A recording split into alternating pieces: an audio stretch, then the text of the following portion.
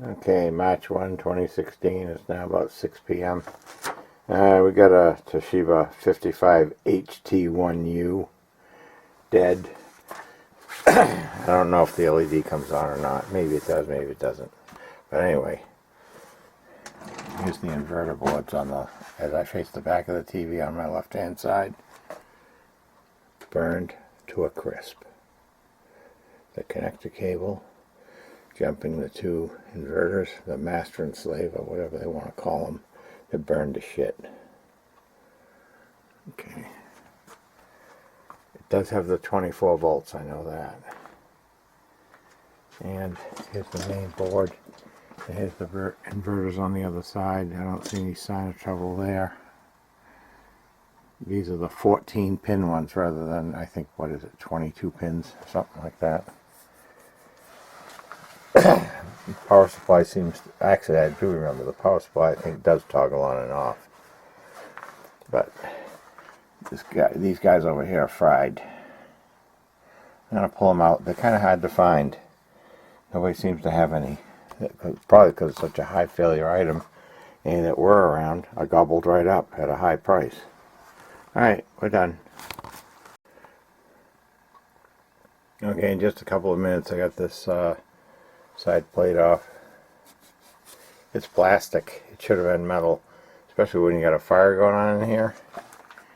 And there was. There's the burned connector. You can see the trail of the flame going, or whatever, smoke going up through here, all the way to the top. And this thing's pretty dirty. Some of these inverters may be blown, but we'll find that out later. At least this one's got the individual connectors going on to the edge, not this big massive thing that plugs into these cheap plastic spring-loaded connectors that are stupid. Okay, alright. I'll take these boards off of here and have a closer look. It is nasty.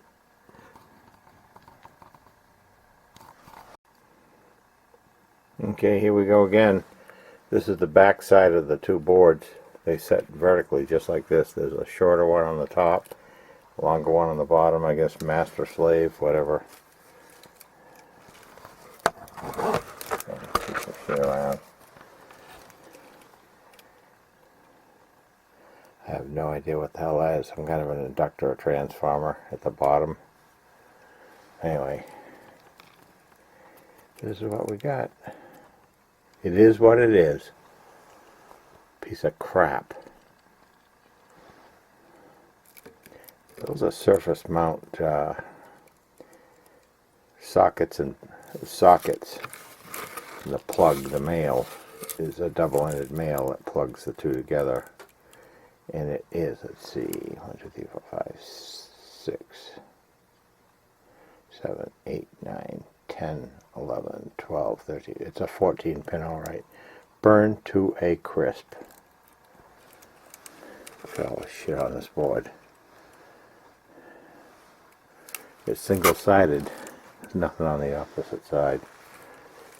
And the one on the other side, no clue as to whether or not it's good or bad.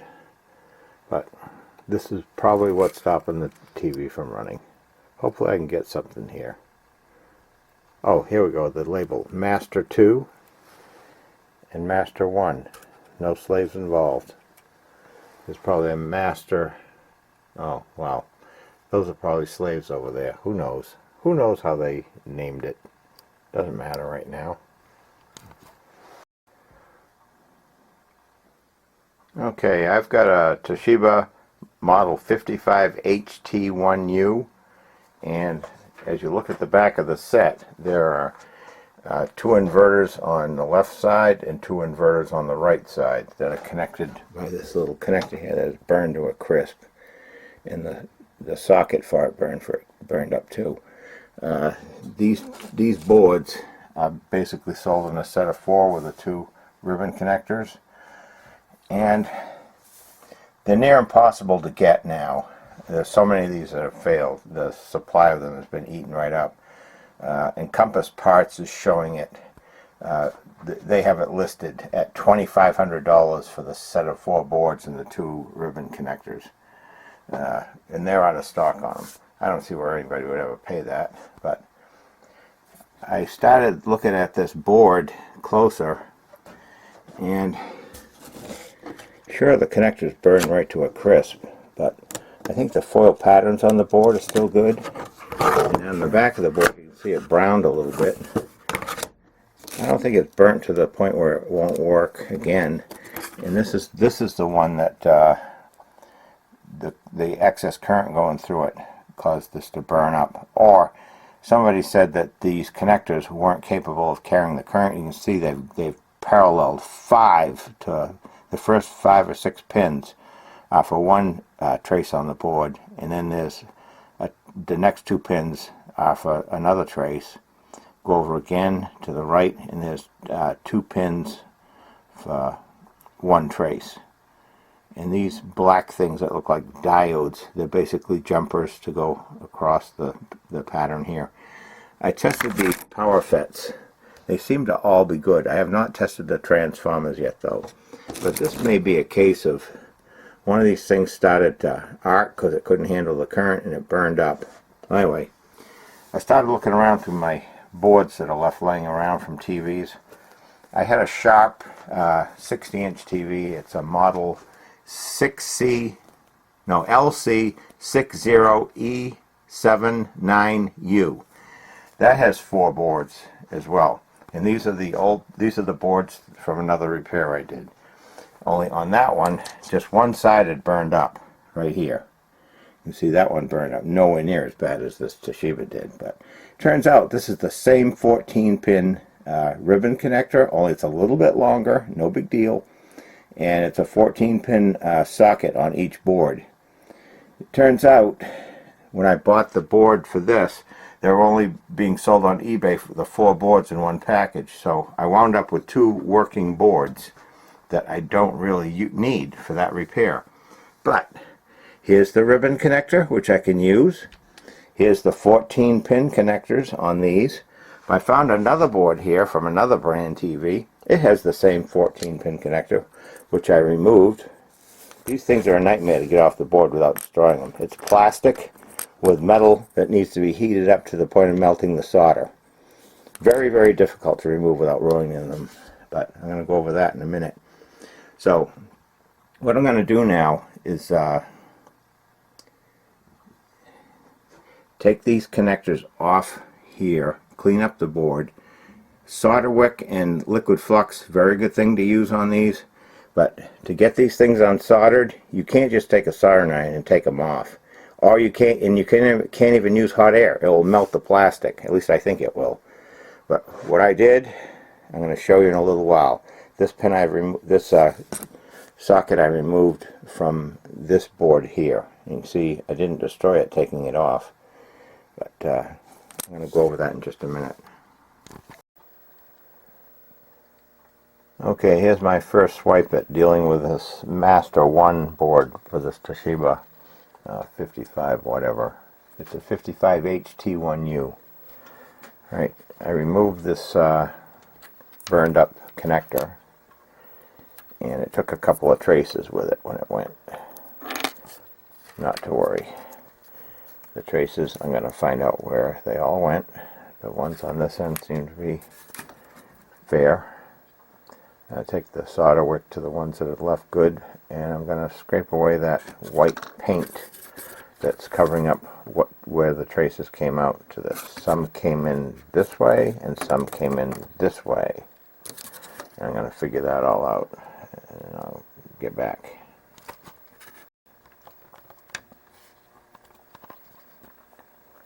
Okay, here I've scraped away the white paint and some of the green to reveal the copper underneath. You can see there's I scrape it with these number 11 X-Acto blades. I use these things for everything. Anyway, here's the mount, which is on these ends down in here, right there, and one on the other side to mount it onto the board. And then the pins on the back are all soldered. Anyway, there's the mount, and right here, looks like the first 2 pins, there's a little bit of copper sticking out here heading this way, and the same here. And down here, the copper is heading this way and this way. And you're just going to map these things out as to which is which. And what I'm going to do now, I painted this with GC solder flux. When this stuff gets to harden on you, just dump some isopropyl alcohol in it. It's back in business. Anyway, I'm going to take the solder wick and clean this up further and see what we got.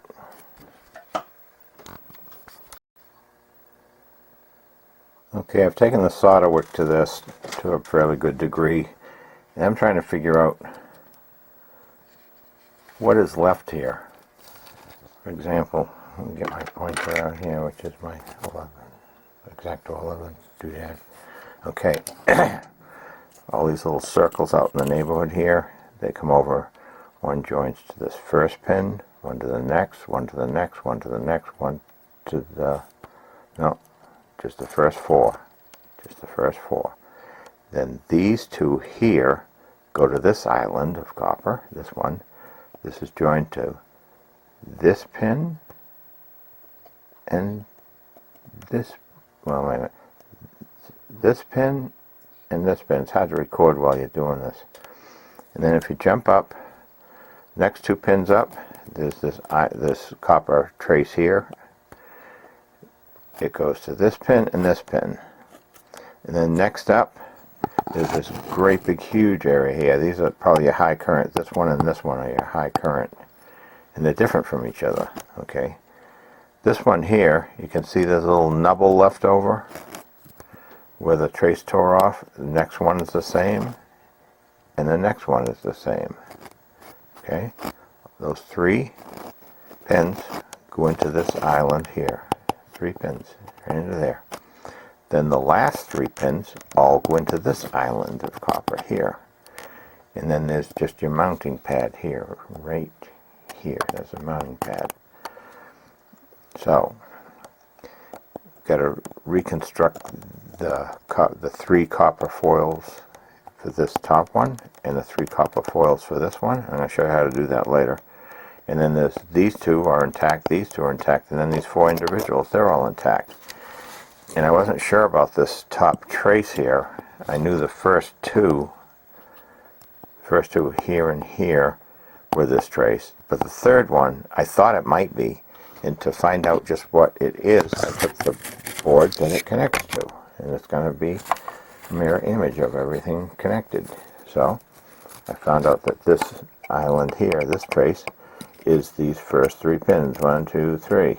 And then this one here, the big island or foil pattern, is the next 3 down. So that takes up the first 6. And then there's one here that goes to this section. There's 2 pins going to this section. There's 2 pins going to this section, same island, okay? And then these last 4 are all individual. They go out to these little spots here. There's all 4 of them right there. They ohmically check out, okay? So now I know how this is supposed to look, how it's supposed to be wired. So what I'm going to do is clean this all up real good. And there's something I've never tried before, but I know it will work. I've got these sheets of copper, all different thicknesses. I've got some 1 mil, some 4 mil. The 1 mil is fairly thin, but it will carry quite a bit of current. I'm going to put a little piece of it for these top 3 here after I clean and dig all the crap out of there and have it come over. Of course, it's not going to be glued to the board, but it doesn't matter. The jack is mounted by these ends and the other pins that are still good. So I'm going to clean that all up and dig out all this burn and all that other shit in there. Okay, just clean it up and try to make it pretty.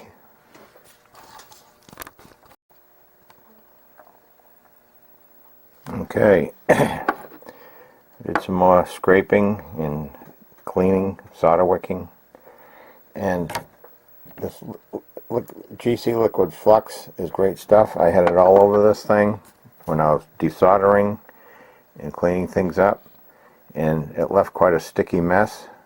And the best thing to clean that mess up is toluene. Use this for everything. I don't drink it, but it's really good stuff for cleaning up shit. Okay, and now you can see the trace quite well. You can clearly see that the first three up top here are this pattern. Next three down are this pattern. In fact, you can zoom right in there and see where they were. Where they were is the operative word there. They were there. And I'm going to scrape away the green, some of the green here, and get a copper piece in here. Scrape away this more and tin it. And by the way, scrape it away and tin it. And I use tin lead solder for this stuff. It's a tiny amount. Nobody's going to have a hissy fit over a tiny amount of lead on this thing. I could use the one with antimony and no lead, but this stuff doesn't melt as well. And this is a critical area. You don't want to put some half-ass solder in here. Okay, I'm going to tend to cleaning this up and get a piece of some little copper pieces formed and land them down in there and come back to the video. Okay, I've scraped down the two big power handling areas here that were 3 pins each. And here's a scrap piece of copper foil. I have some 4 mil and some 1 mil. This piece is 4 mil. I decided I'm going to use this instead of the 1 mil. I keep these little scraps of copper foil for hundreds of different things. But anyway, I'm gonna cut out. I'm gonna clean this sheet up both sides and flatten it really well. Then I'm gonna cut out the dimensional piece that I need for each one of these and tack them in there and tin them. Okay, here's a little scrap of copper that I sanded down and cleaned with weak hydrochloric acid and wiped it down really good. And I tinned just one side of it and I snipped it into 2 pieces. Can't get my bearings here. Let's see. This is the connector I took from the board, and this lines up quite well with the pieces that I made. So all I got to do now is solder this thing back on the board, and this board is repaired. Not bad. Okay, here's my connector installed back on the board, soldered on, and it doesn't really look too bad. I mean, it's not factory or anything. Likely the factory screwed up, I didn't. But it ain't perfect. Getting these corners soldered in where the mount is there, that's kind of a pain in the butt. But you got to heat from the front, not from the side. There's a little exposed piece of metal on each end. You heat that metal with a board already tinned. I'm not going to worry about this uncovered foil. I could take a green Sanford marker and make it green if I wanted to, but anyway, I think it looks pretty good. Now I got to repair this one and plug them together, put them in the set, and see if the set's back running. If it does, I'll show you the set running.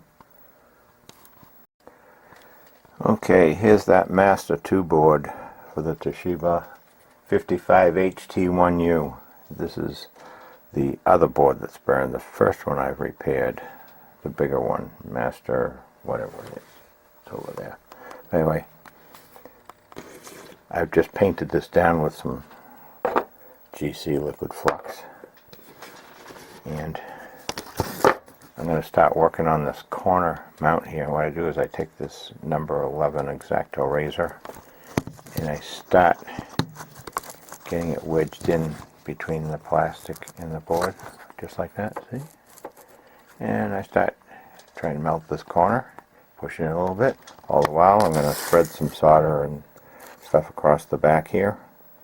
Start getting those free to flow.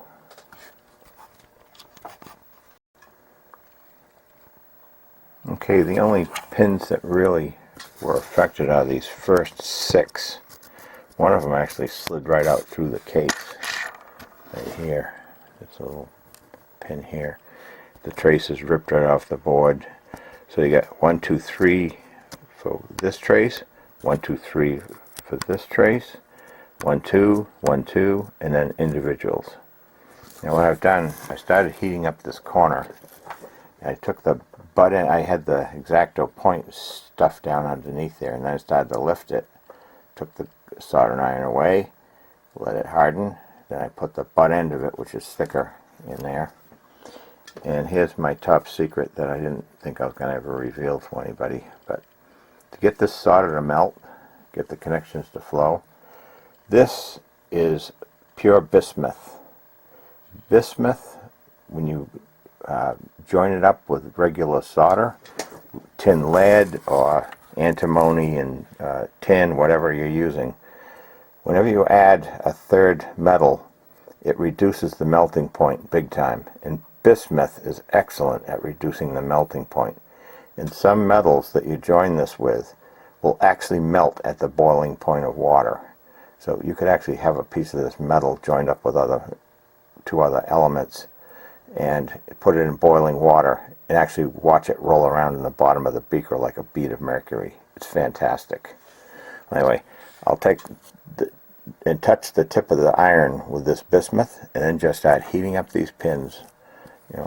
Rubbing it across, adding a little more bismuth, and the melting point gets so low that it starts to free up, make these things a lot easier to come off. I've used this thing for 144 pin square IC surface mount, piece of cake.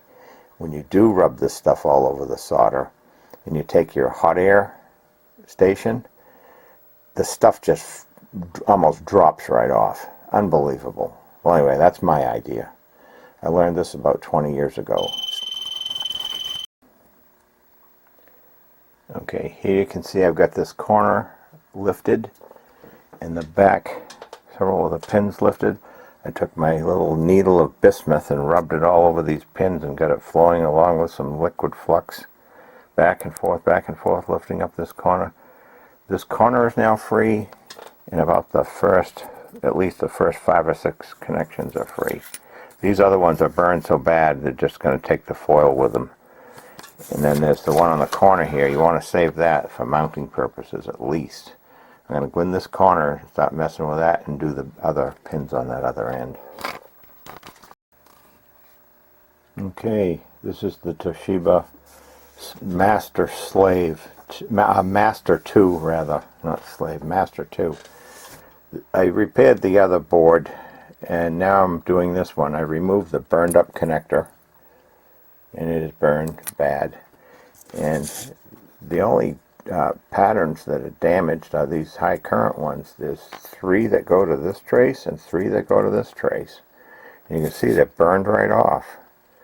What I'm going to do is the same thing I did with the other board. I'm going to scrape away this white paint and the green paint and clean this all up and take my little piece of copper foil. I'm using 4mm stuff, clean it with hydrochloric acids, weak acids, sand it down with 2000 grit water dry sandpaper, clean it up real nice, and tin just one side, because that's the side that's going to face down onto the trace, the pattern here, once I've cleaned all the copper up and tinned it. And we'll take a picture of it when I do the next step, clean all this mess up. Okay, this one's cleaning up pretty nicely. You see the first 1, 2, 3, 4, 5, 6, 7, 8 traces are all good. They're not ruined. And then the next 3, which are for this copper landing, 1, 2, 3 here. And then we jump over to this side, to this landing. They're not connected to each other. These are your 2 high current supplies to the board. One's ground and one's 24 volts or something like that. You can see there are 3 little islands coming off of this, peninsulas rather. There's one here, here. Get this camera lined up. There's one here, here, and here. And it burned pretty deep here, so what I did is I dug out all of the char there, because there's no way that I want this thing to ever conduct and start arcing from this one to this one. It's only 24 volts, but I still want to clean it up a bit, dig down into the fiberglass, and I'll even take an ohmmeter with some of these 11 blades on my 1 meg scale, my VTVM, and just do some probe tests around here to see if there's any way that can conduct.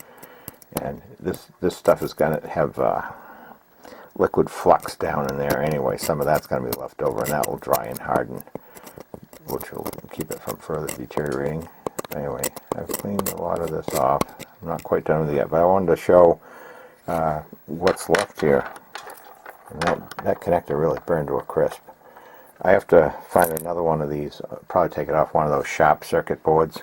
So these 14-pin sockets seem to be pretty common. Anyway, okay, I'm salvaging a 14-pin connector from the sharp circuit board. It is from a model LC60E79U. This board is, sometimes they label these things as, yeah, it's slave 3.